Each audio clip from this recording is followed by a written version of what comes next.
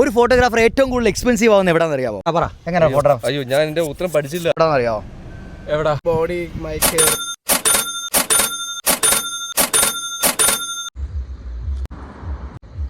ലൊക്കേഷനിൽ എത്തിയായിരുന്നു. അങ്ങനെയാണോ അത് ഷൂട്ട് ചെയ്യുന്നത്? എന്നത്തെ പോലെ സെയിം ലൈക്ക് 2 hours ഡിലേ. ഇങ്ങോട്ട് നോക്കി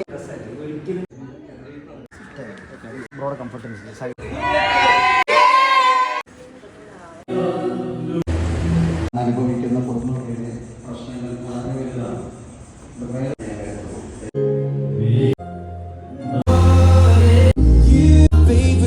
ഏറ്റവും പ്രിയപ്പെട്ട ഇപ്പൊ എന്താ ചോദിച്ചേ?